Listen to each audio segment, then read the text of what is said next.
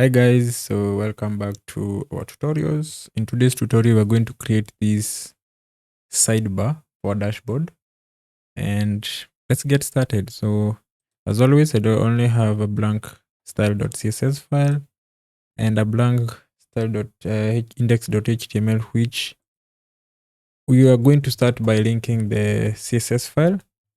And then the next thing we are going to do is to add the default styles, which are padding 0, margin 0, and a box sizing of border box. And then this font I'm using here is called Poppins. So head over to fonts.google.com. So let me remove all the predefined styles. So search on the search bar and look for Poppins. You'll see the Poppins font. Then click get code here on the bottom, get code, and then get embed code. Then go for the import and then copy the import. There's a way you can edit which kind of styles show up, but this one works as we expect. So on the top of your CSS file, paste that in, and that we are all set. So let's go back. All right, so before we begin coding, I want to tell you how we are going to do this. So this one is we are going to give it a class of menu. Let's call it, this whole thing is a menu. And then this menu will have two sections. The first section is this header you are seeing here on top, this header. And then the next section will be this content. And the content will have different items. First of all, it will have the button. It will have then the menu items, as you can see. So let's get started. So we create a div with the class of menu. Inside the menu, I've said you're going to create two elements. So the header, and then we are going to create the content. We're just going to call it the content. So as I said, these are two contents, the top content and the bottom content. So the top content is the header. As you can see, the header has two elements. It has this avatar, and then it has also its own content. So what I can do now is to create this avatar. So I'm just going to create directly an image. So the source of the image, you are going to use a placeholder image library or an endpoint or an URL. So it's https i.pravata.cc / the width you want. So it's 300 / then image number you want. So this is a placeholder image API. So let me show you. So if I command click here, you can see this is a placeholder image URL service. It's free. So you can, if you want image number 6, you can get image number 6, image number 7. So this is a placeholder image. So you could use this like me, or you can use your own image if you would like. All right. So for instance, but let's not focus on that. The next thing, as I said, we have two sections. We have this image section and this content section. The content section, this is where you can see I have two elements. So the image and the content section. But I'm not going to give this a class because there is a way I can select this section without having to provide it a class. So this section also has two elements. So it has this heading and then it has this like subheading. So the heading, we are going to use a heading level 2 and say Dr. Jessica James. And then the description or the position or the title, we are going to use a paragraph, and this one is a dermatologist. All right, that's done. So that section is done. Let's go to the content. In the content, still the same thing. We have a button starting. So we are going to start with the button. This button has two elements inside it. It has this icon and the text. So let's first create the text and say add item. Then the top add section, we are going to use an icon. So the icon we are going to use, let's use Font Awesome. So head over to fontawesome.com, and then we are going to get icons from here. So let me go to the, okay, so let's go to the search, look for the search. So here is where we are going to get these icons. But for these icons to show, we need Font Awesome CSS link. where can we get this Font Awesome CSS link? We are going to get these from a free open source library called CDN.js. So CDN.js. So in CDN.js, this is let me go to the homepage so that you can understand. So this is a simple, fast, reliable content delivery at its finest. CDN.js is a free open source CDN service trusted by 12% of all websites, serving over 200 billion requests. So you get the point. So CDN.js helps host all these CSS, because for us to use Font Awesome, we need their own CSS library, because these icons, they are created by them, and then we can use their CSS. So the easiest way to get that CSS is by using this Font Awesome CDN link. So we can go and search for, so let me search for Font Awesome. You can see it. So this is Font Awesome. You can click it. I'm already on that page. So let me just show you how you can search. So Font Awesome, you just click on Font Awesome. So I'm already in this page. That's why you can't see anything. And then go to the first link and copy. Don't copy the URL, copy the link tag. So if we click on copy the URL and we paste it on the browser, we are going to a CSS file. This is the CSS file we are linking to our HTML, but we don't want to link it like that. Let's copy the link tag. Go to the HTML on the head before we add the styles. Let's paste that in. You don't have to worry about anything else. Now this one will do all the remaining jobs. So let's go here and look for a plus. We want this plus. So let's go and look for a plus. So just search plus. Make sure whenever you search, you are looking for the free one. Don't go for the pro ones you now have to pay. Go for the free ones which are not locked. So on the plus, copy the plus. You have to wait for the more.show. Click here, copy, and then paste it. So you see where you are creating the button. On top of the first element will be that plus icon. And then before you even continue to do all the other stuff, what we are going to do is that we are going to add all the HTML markup. So all the other elements follow the same structure. So we have a div. Let's create a div. And then this one will be the item. So the item also has two elements, this icon and the text. So it is following the same syntax we have here on the button. So let's start with the first one. So we can go to Font Awesome and look for this pie chart. So go to Font Awesome, look for here on top, look for pie chart. Press enter, and then so some of these are paid. So let's look for pie.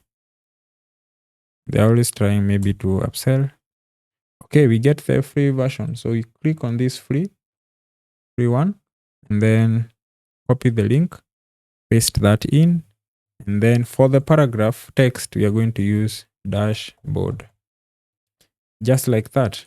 And we are done with this element. So the next thing we are going to do is to copy these down. How many times? 1, 2, 3. 3 times.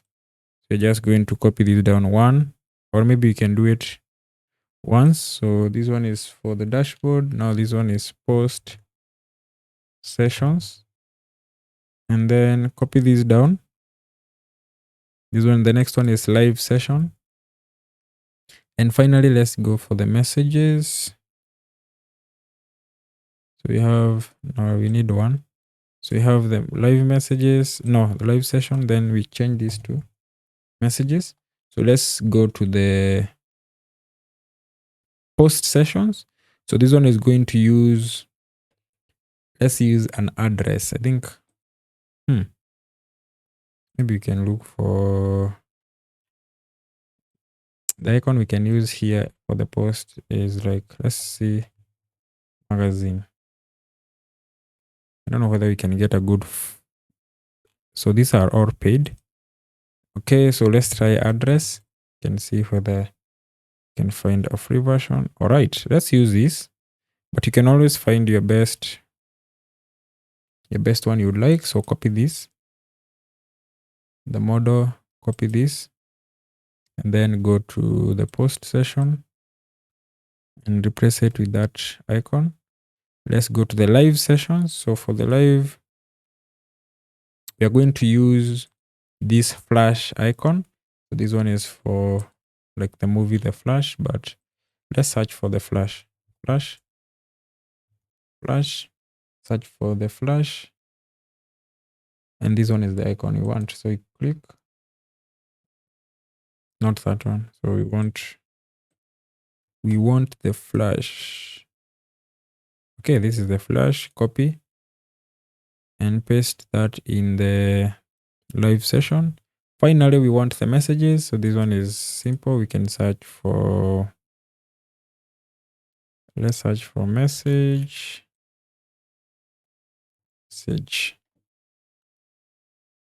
All right, they can see message. Then let's copy it. And we are done. I don't think we need another icon. So let's go and replace these messages. Done. So the next thing we are going to do, let's go live and see what we have been building. All right, this is what we are working with. So the next thing, let's go back to our CSS file. Let's first grab the body. We want to make sure this menu is in the middle. So we can use display flex, justify content in the center. Like that. So it's in the middle. The next thing is that this image avatar is too big. Let's go and fix its height and width. So go to the image. And here you can say, so let me collapse the header. So the image, let's give it a width of 50 pixels and a height of 50 pixels. Let's do 50. Like that. The next thing we can realize is that the content is too close to the edges. So we can go to the body and give some breathing room. So we are going to do padding of 2 rem. All right. The next thing I want to do is that we imported the Poppins font. Let's make sure we specify that this is the font that is going to be used. So we can say font family. Then you say Poppins. Then as a fallback, let's use sans serif. You can see now the font has changed. And then let's add some primary colors. So I have a color that I want to use for my primary. So I'm going to create a CSS variable. This is how you create a CSS variable, -- variable name, and then the value, which is 4b 6e d7. Then the secondary, we did 73 8c d5. So nothing will happen because we just created CSS variables. We need to use them in case we want everything to work. So the very first thing I want to capture is the menu header. This is the header that I was talking about. It has 2 elements. Let's first display them side by side. So let's do, but before then, let's grab the menu. Let's give it some widths. So we can do a width of 300 pixels. And this header is not visible. So let's go to our website called getcsscan.com. Let's look for some box shadows.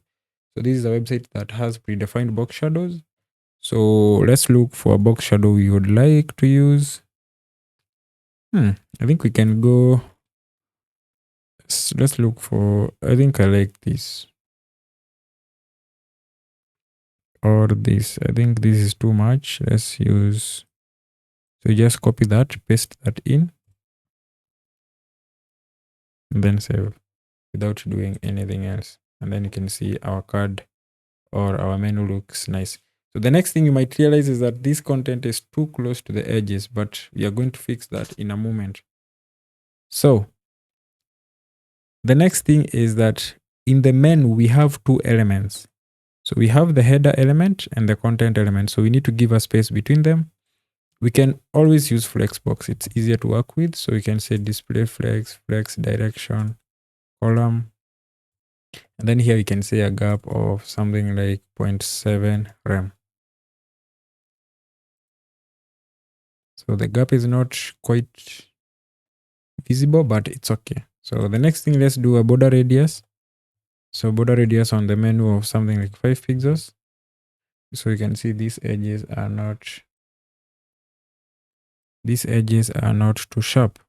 Okay. And then finally, let's do, but that will fix later. So the next thing, let's grab the header. So we can say menu, then the header.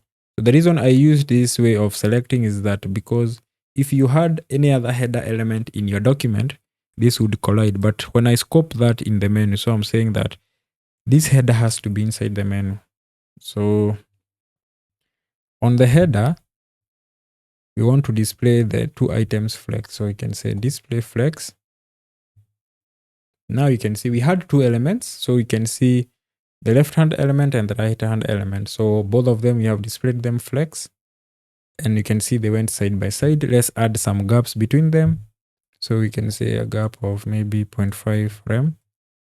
You can see the gap there in between. Then finally, let's deal with I think we can do some paddings, but before then, let's tackle the image and the content. So how we can do that is still the same thing. So we can say menu, we go to the header, and then we go directly to the image. And then we can say a border radius of 50%. You can see now the border radius has respected. The next thing, let's grab the heading. The heading is too large for our usage.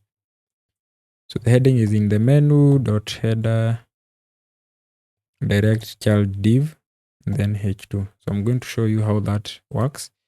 So we have the header, we have the menu, we scope down to the header, we scope down to the direct div, and then we grab the heading. So in this, you will never have colliding CSS rules. Let's reduce the font size to maybe 1.1 rem. Okay, that looks nice. And then let's grab the paragraph. It's still the same thing. Now we are going to replace with the paragraph. So menu dot header direct child div paragraph. You don't have to do all this, but this is the best way to do it because you are scoping everything. Now, even if you had another header element, this one would only be scoped down to the specific header. So this one, we are going to reduce its size as well. So font size 0.8 rem.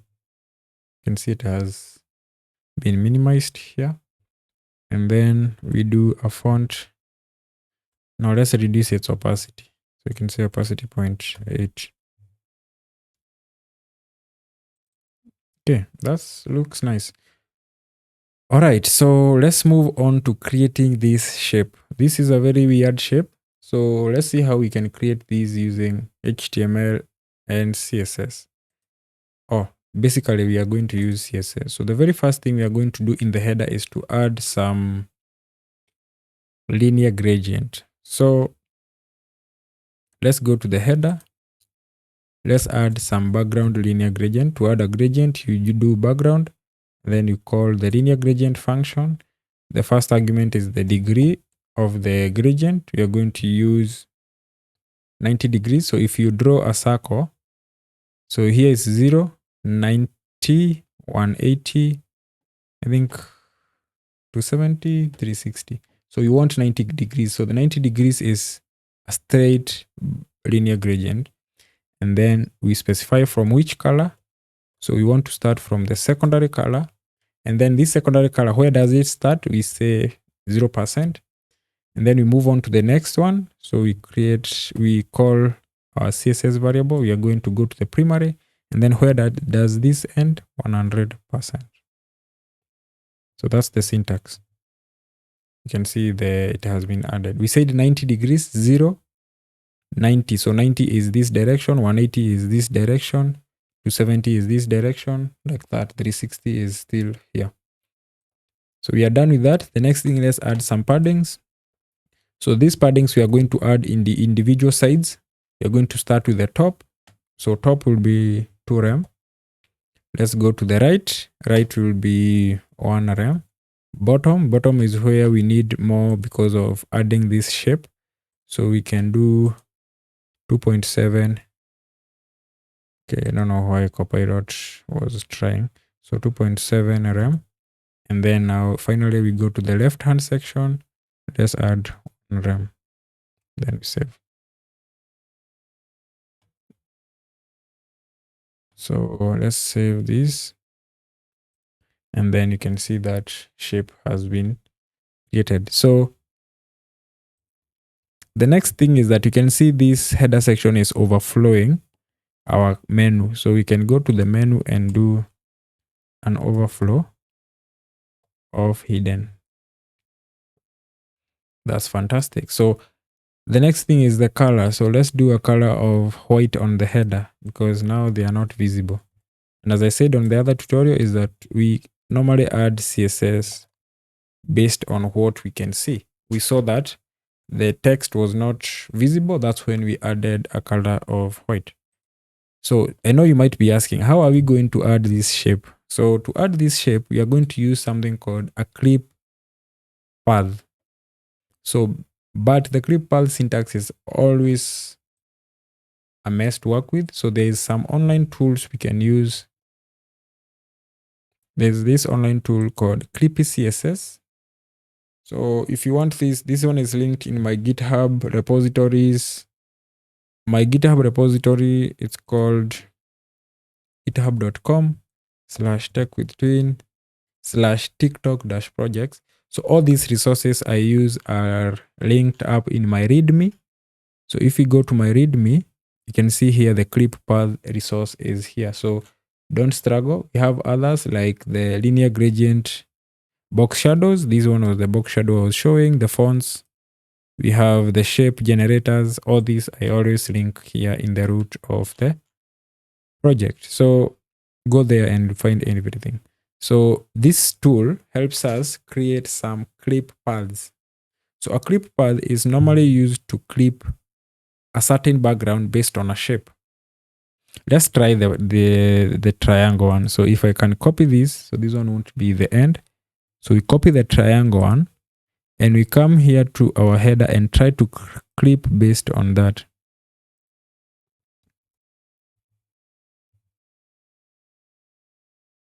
So I don't know what happened. All right, you can see the path which was clipped. This one is a bit weird, but that gets the point done. So it clips based on the size or on the shape you want us to clip, and then it removes everything that was away from that. So, but in our case, you can use a trapezium. Let's create the shape we want. Drag all this, and the shape I want is this shape. You can see the shape I want. So copy now the new link, and then this is the shape we want now. So remove the existing clip path, paste that in, paste. Right. So we are moving somewhere. So I know the next question is how do we add this? This one is a border radius on one specific end. So we can now go to the header and say border bottom left radius, and then we can do something like 15%. So didn't we get that shape? Yes, we did. So let's move on to the next sections. So the next section we are looking forward to is we have finished the header. Let's move to the next section, which is the content. So let's grab the content and start working our magic inside the content. So we can do .menu.content. And then in the content, display flex direction,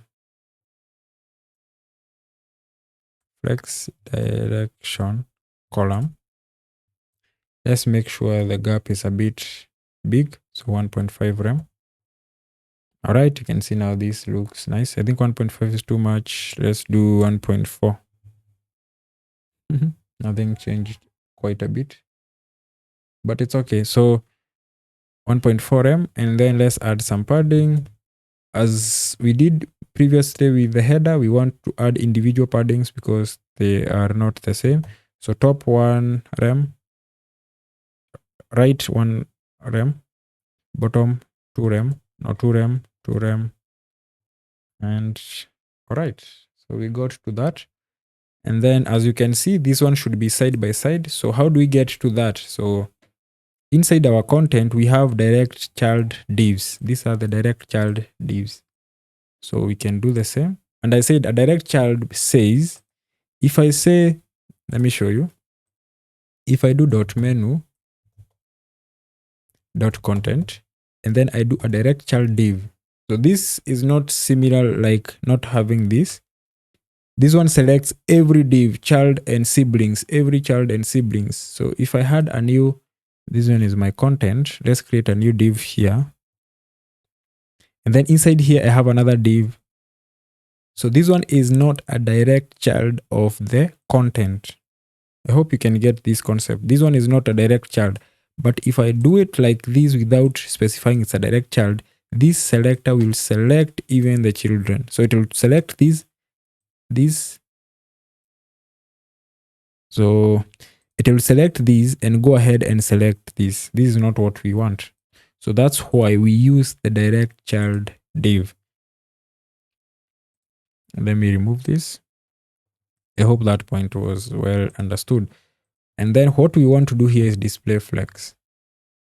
You can see it. You can see now this one is not. So this one is not aligned in the middle. That's when you go ahead and add align items to the center.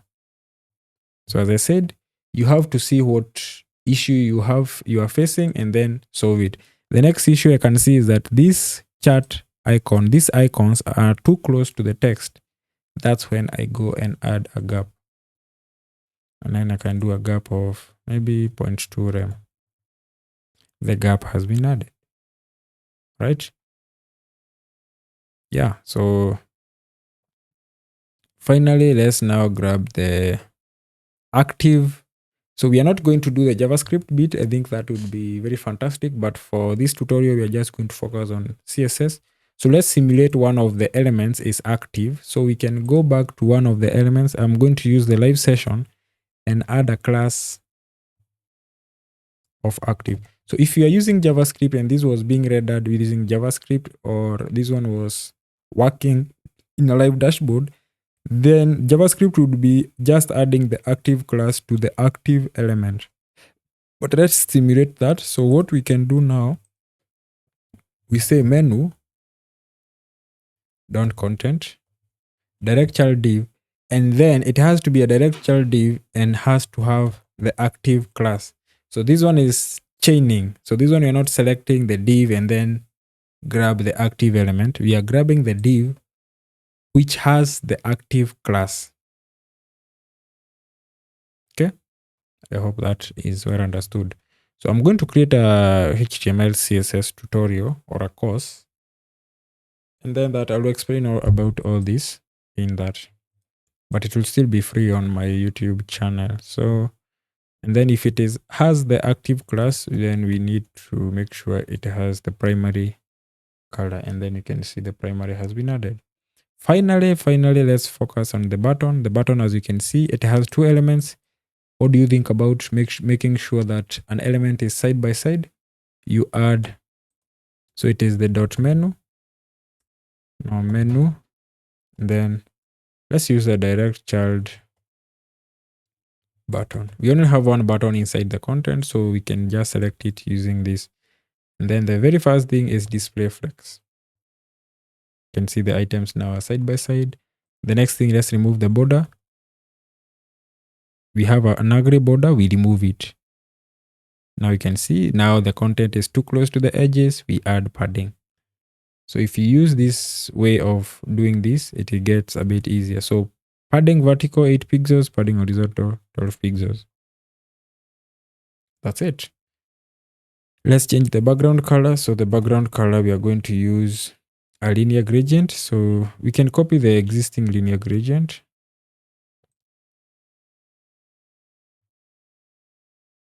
And then we come and paste that in.